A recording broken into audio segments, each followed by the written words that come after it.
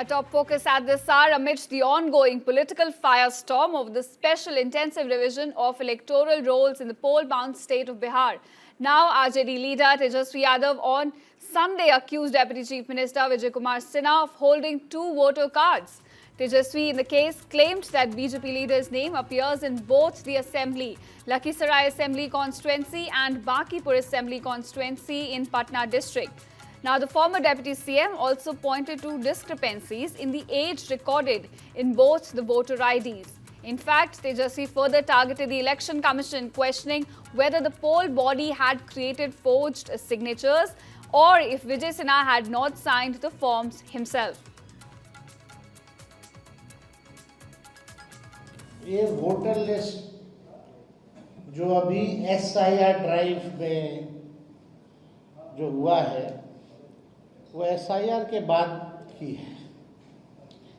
ये मोदी जी के खास और खास बिहार के उप मुख्यमंत्री हैं विजय कुमार सिन्हा। इनका 2 EPIC नंबर है, वो भी 2 अलग अलग विधानसभा क्षेत्रों में, और उम्र भी अलग अलग है, यानी उम्र घोटाला भी है और फर्जीवाड़ा। ये voter Now, barely an hour after Tejaswi's accusations, Bihar Deputy CM Vijay Kumar Sinha also hit back at him and accused Yadav of raising false allegations against him and even asked him to issue an apology in the case. Let's listen in.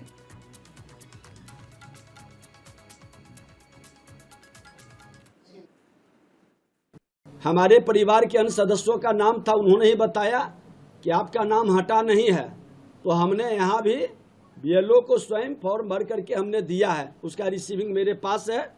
और उस समय भी हमने ये भर करके दिया था 30/4/24 को। ये रिजेक्ट हो गया था, अब किस कारण से हुआ, लेकिन दोनों फॉर्म मेरे पास है। आपको मैं जानकारी दे दूं कि पिछले बार जो उम्र का था हमने उसको संशोधित के लिए दिया था, क्योंकि मेरा सर्टिफिकेट का जो उम्र है 5/6/1967 का, और लखीसराय में जो है वो 58 वर्ष प्रारूप में आया है, तो मेरा उम्र ठीक है, सर्टिफिकेट के अनुसार है। अरे ये लोग कितने हरिश्चंद्र हैं, पूरा बिहार और देश जानता है कि जंगल राज का युवराज जिस तरह से अपने कलंक को दूसरे को भी कलंकित करने का खेल खेलते हैं, इनको माफी मांगनी चाहिए और सफाई देनी चाहिए कि इस तरह के झूठा आरोप कतई नहीं लगाना चाहिए। आज की जो फिर एक प्रेस कॉन्फ्रेंस नेता प्रतिपक्ष तेजस्वी जी ने की, परत दर परत खोल के रख दी चुनाव आयोग के कार्यशैली की, धोखाधड़ी की, फर्जीवाड़े की। उस दिन भी जब उन्होंने प्रेस कॉन्फ्रेंस किया था, जिसमें अपने प्रणालीगत दोष के सवाल पे उलझाने की कोशिश की, नोटिस पे नोटिस भेजा, उस दिन भी उन्होंने कई सवाल पूछे थे, लोगों के बीच में कोहराम मचने के, आपके आंकड़ों के गैर वर्गीकृत होने के लिए, जिसमें कोई रेफरेंस नहीं, EPIC नंबर नहीं, कोई डिटेल नहीं, किस कैटेगरी में कितना का डिलीशन कैसे हुआ, क्यों हुआ, किन दस्तावेज के आधार पर हुआ। आपने मिसलीडिंग का भी ठप्पा लगा के उस पर कुछ नहीं बोला। आपसे कोई सवाल पूछे, लोग आपके पास शिकायत ले, मिसलीडिंग। अब इस केस में क्या करेंगे आप? एक व्यक्ति है और वो व्यक्ति माननीय डिप्टी CM है बिहार के, वो बांकीपुर पटना के भी है वोटर, और दूसरी तरफ लखीसराय के भी वोटर है। हाँ, एक जगह वो 60 वर्ष के हो गए हैं और एक जगह अभी भी 57 पे अटके पड़े हैं, और दोनों ही ड्राफ्ट में है। कौन सा मिसलीडिंग लगेगा? ऑन ओथ मांगिएगा कि एफिडेविट करके ऑन ओथ बताओ। आप बताइए ना। ये चुनाव आयोग को समझना होगा कि इस फर्जीवाड़े ने इसकी पोल लोगों के जहन में हर जगह खुल चुकी है। कम क्लीन ऑन इट। व्यवस्था, ये सारी हमारे लोकतांत्रिक व्यवस्था का अभिन्न हिस्सा है, जिसको आप तहस नहस कर रहे हैं किसी पॉलिटिकल पार्टी के इशारे और इरादे पे। बाज आइए, चुनाव आयोग की स्वायत्तता, गरिमा बरकरार रखिए। Now, continuing with politics, in a sharp escalation of his allegations of poll rigging or vote chori, as he claims, Rahul Gandhi has now launched a new online campaign, in fact, a web page with the name votechori.in. Now, he has urged public to demand accountability from the Election Commission of India. Now, viewers, the portal here allows people to register their support for what Rahul Gandhi calls a fight against vote chori or vote theft, and also includes a missed call number, a digital certificate of support, and also a call for public access to digital voter rolls. In fact, in a video on the platform, the Congress leader alleges a huge criminal fraud in the electoral process, blaming a nexus between BJP and the Election Commission for this. He describes it as a crime against the Indian Constitution. However, the ECI has hit back. On Saturday, it once again challenged Gandhi to either sign a formal declaration backing his claims or apologize for what it calls fake allegations. Now, this political war of words continues, with the Congress rallying now online support and the Election Commission standing firm on its stance. नमस्कार, मैं राजनीतिक परिवार में पैदा हुआ। जब मैं छोटा सा था 1980 में प्रियंका और मैं घर में लेई बनाते थे, रात को निकलकर पोस्टर चिपकाते थे। चुनाव समझता हूं। 20 साल से मैं स्वयं चुनाव लड़ रहा हूं। पोलिंग कैसे होती है, पोलिंग बूथ कैसे मैनेज किया जाता है, वोटर लिस्ट, फॉर्म 17, ये सब मैं गहराई से समझता हूं। कुछ समय पहले हमें दाल में काला लगा। चुनाव के नतीजे आते थे, मूड एक तरीके का होता था, रिजल्ट दूसरे तरीके का। मुझे याद है उत्तराखंड में हम चुनाव हारे। और याद रखिए, अगर बीजेपी को 10-15 सीटें कम आती तो आज नरेंद्र मोदी प्रधानमंत्री नहीं होते, इंडिया गठबंधन की सरकार होती। जांच ने 5 तरीके की चोरी पकड़ी है। डुप्लीकेट वोटर, जिसका मतलब एक वोटर के नाम वोटर लिस्ट में अनेक जगह आ रहे हैं। फेक एड्रेस, मतलब एड्रेस है ही नहीं। विशाल सिंह वाराणसी में वोटर लिस्ट में नाम है और बेंगलोर में 2 बार वोटर लिस्ट में नाम आता है।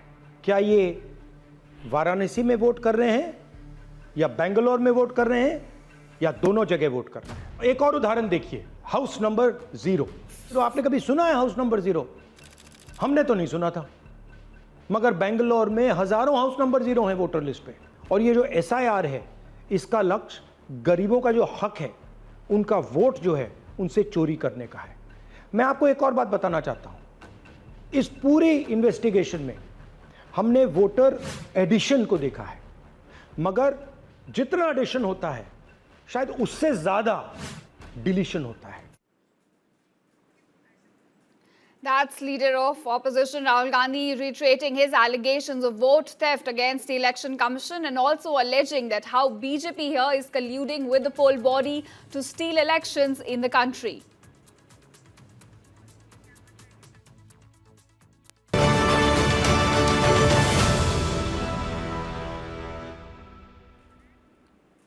Now, Prime Minister Narendra Modi is on a visit to Karnataka today. He's launched a series of transport projects to boost connectivity in the Silicon Valley. Let's take a look at the details. Now, Prime Minister Narendra Modi took a tour on the new Vande Bharat Express after flagging off 3 trains at KSR railway station in Bengaluru today. He also spent the time talking and laughing with school children on the board. In fact, visuals of Prime Minister travelling from the newly launched Vande Bharat Express and chit-chatting with students have now gone viral on social media. Prime Minister Modi flagged about 3 Vande Bharat trains today, including Bengaluru, Belagavi, Amritsar, Sri Mata Vaishno Devi, Katra, Nagpur, and also Pune from KSR railway station in Bengaluru.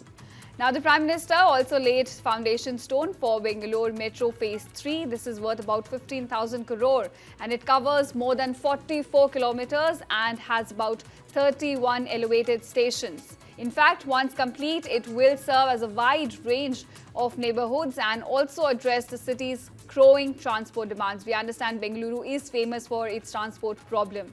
Let's listen in to the Prime Minister.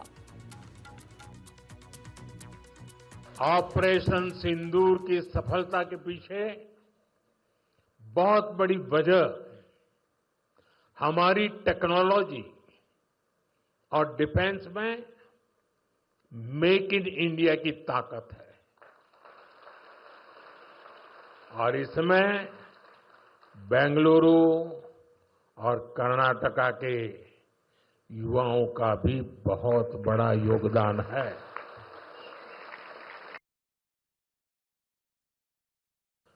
Operation सिंदूर के बाद मैं पहली बार बेंगलुरु आया हूं।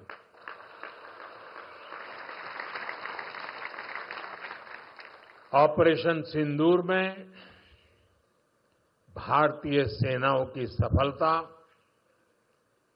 सीमा पार कई kilometre भीतर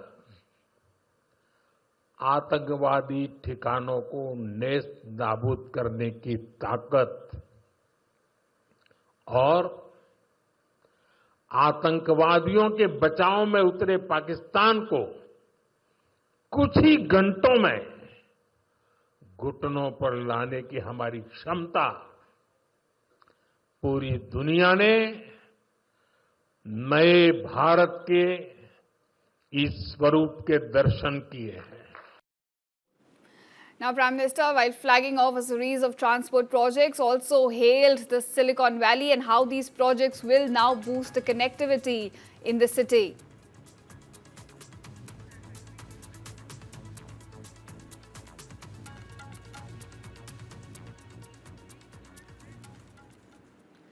Now, shifting focus, Defense Minister Rajnath Singh has taken a veiled jibe at US President Donald Trump on tariffs. Now, Rajnath Singh said that some people are unhappy with the fast pace of India's development and are trying to make Indian-made products expensive to slow down the country's growth. Now, the Defense Minister also added that India's defense exports have crossed 24,000 crores, showcasing the strength of India's defense sector. Let's listen in to the Defense Minister.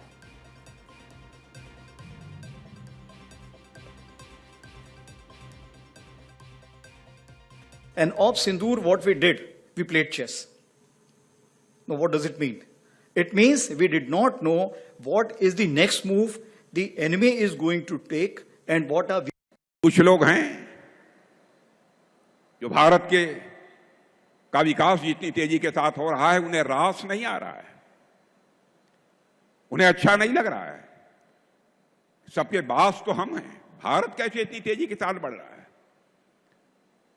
और बहुतों के द्वारा यह कोशिश की जा रही है कुछ ऐसा किया जाए ताकि भारत में भारतवासियों के हाथों से जो चीजें तैयार होती हैं वह दुनिया के देशों में जाएं तो उन देशों में बनने वाली चीजों से वह महंगी हो जाएं, ताकि भारत की धरती पर भारतवासियों के हाथों से बनी हुई चीजें जब महंगी हो जाएंगी तो दुनिया के दोस्त लोग उसे नहीं खरीदेंगे। यह कोशिश की जा रही है। लेकिन बहनों भाइयों, भारत जितनी तेजी के साथ आगे बढ़ रहा है, मैं पूरे विश्वास के साथ कहता हूं कि भारत को अब दुनिया की कोई ताकत विश्व की एक बड़ी शक्ति बनने से रोक नहीं सकती है। कुछ लोग हैं। Now, moving on, after Air Chief Marshal Amarpreet Singh's massive revelations, now Army Chief General Upendra Dwivedi also shed light on the preparation and execution of Operation Sindoor. Speaking at IIT Madras, Chief of Army Staff General Dwivedi likened the operation strategy to a game of chess, describing it as a grey zone conflict, unpredictable and just short of full conventional military engagement.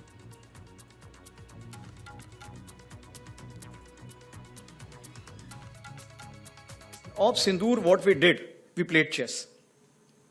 Now, what does it mean? It means we did not know what is the next move the enemy is going to take and what are we going to do. This is something we called about the gray zone. Gray zone is that we are not going for the conventional operations, but we are doing something which is just short of the conventional operations. Conventional operations means go with everything, Clausewitzian approach. Take whatever you have. And if you're able to come back, it's okay, otherwise stay there. But that is the thing which we talk about the conventional approach. Here the gray zone is any activity which is taking place in all domains. That is something which we are talking about, and Op Sindoor taught us that this is the gray zone. So we were making the chess moves. He was also making the chess moves. Somewhere we were giving him checkmate and somewhere we were kind of going in for the kill at the risk of even losing our own, but that's the way life is all about. And Op Sindoor, what we did. Now, General Dwivedi also revealed that planning began on April 23rd when the three service chiefs and Defence Minister Rajnath Singh agreed on the need for a decisive action in the case. General Dwivedi also emphasized that Operation Sindoor was distinct from earlier missions like Uri and Balakot because this time it meant about going wide and deep into enemy territory, the so-called heartland in fact, and targeting critical assets, codenamed Nursery and Masters. In fact, echoing the Air Chief's statement, General Dwivedi said that the forces were given a free hand with no operational restrictions, highlighting the unprecedented political clarity and the confidence guiding the mission.